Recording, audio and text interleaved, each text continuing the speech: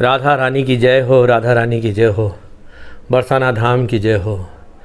कल मेरे आदरणीय ने मुझे कहा कि पड़ोस में हमारे कीर्ति महल है, वहाँ प्रसादी पाके आएंगे।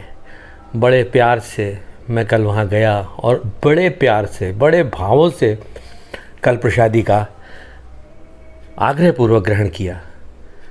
बहुत अच्छा प्रसाद था। दही भल्ले थे, पूरी थी, कचौड़ी थी, अलावा इसके मिठाई थी। इस मिठाई में रसगुल्ले थे, मोहन पाक था और सब्जियां 2 तरह की थी और बहुत प्यारी तरीके से, बहुत प्यारे भाव से सेवा प्रसादी की गई। ये भाव होता है किसी को प्रसाद पवाने का। दोस्तों, एक आश्रम ऐसा भी होता है जहाँ कोई भंडारा करता है। भंडारा करने के बाद एक बार प्रसाद निवेदित करने के बाद उस प्रसाद को फ्रिज में रख दिया जाता है कि भाई अब इसको हम 1, 2, 3, 4, 5, 7, 10 दिन बाद चलाएंगे। अनंत कोटि ब्रह्मांडों के स्वामी राधा वल्लभ हितरिवंश जी कहते हैं कि प्रसाद जिस दिन जिस निमित्त बना है उसका उसी दिन निस्तारण कर दिया जाना चाहिए।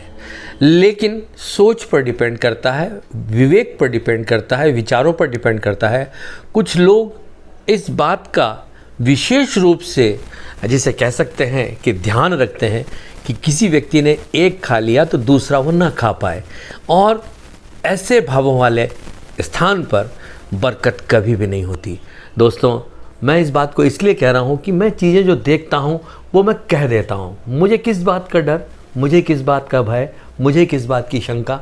अनंत कोटि ब्रह्मांडों के स्वामी जिस व्यक्ति का ये भाव है वो इसको अच्छे से जानता है, और मैं उसी को ये कह रहा हूँ क्योंकि इस तरह के 2-3 व्यक्ति होते हैं जो संस्था में सोचते हैं कि ये मेरी है और मैं इस पर सांप की तरह कुंडली मार के बैठा रहूँगा, न किसी को खाने दूंगा न खाऊंगा, जबकि खाने के लिए वो स्वयं पर्याप्त है। वो खूब खाता है, भर भर के खाता है, साइड से ले जा कर के अपने घरों में वो थालियों की थालियाँ सजा कर के ले जाता है। ऐसी स्थिति में दोस्तों, उस विकृत मानसिकता का क्या किया जाए जो 6-6, 7-7 दिन के अमरस को, जो आम का बना हुआ रस होता है, उसको भी पवाने की चेष्टा करता है। अरे दोस्तों, यदि कोई मर जाए, उसको खाकर के फूड पॉइजनिंग हो जाए, कौन जिम्मेदार होगा?